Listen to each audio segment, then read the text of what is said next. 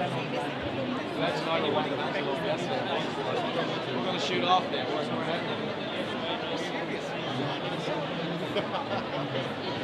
Nice to meet you. Nice to meet you. That's a waiting, so I'm 15 minutes late.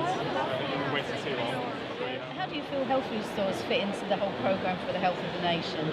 Look, I think health food stores are really, really important. You know, I've been to health food stores up and down the country, and by and large, I'm just always impressed with the advice that I get there. And I think, the NHS are under a huge amount of strain.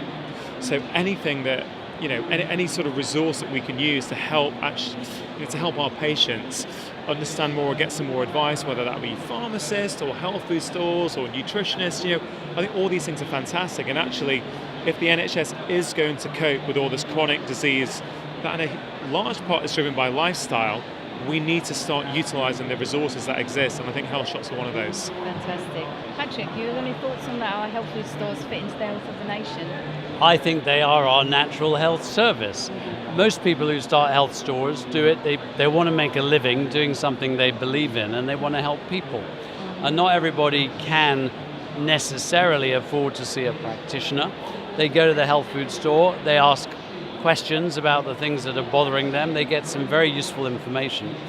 And we've been in this field for a very, very long time. Everything that's now becoming understood, like having foods without sugar, etc., all of that was pioneered by health food stores. So health food stores have always been at the front of a health revolution, a lifestyle revolution. They are as big a part of the health service, as far as I'm concerned, as the official NHS. Wonderful. Do you think there's a way we can formalise the relationship between doctors' surgeries and the health food trade?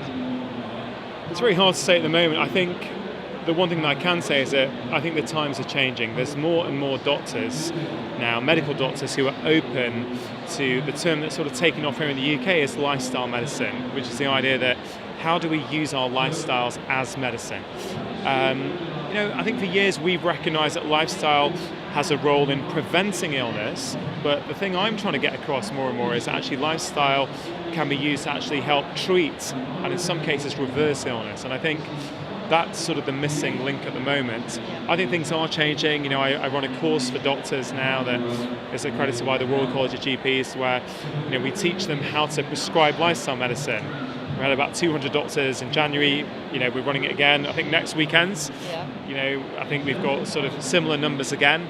So, this is a good thing. So I think as this movement grows, I think the natural extension is that we're going to start building more and more collaborations with nutritional therapists, with health food stores, with nutritionists, and all kinds of other areas. And there's another very interesting thing there. I happen to specialise in Alzheimer's prevention, and the evidence for B12 is very strong. However, right now, if a GP wanted to prescribe B12 to someone because they had reduced cognitive function, they're not actually allowed to do so. And now there is talk about omega-3s not being able to be prescribed potentially.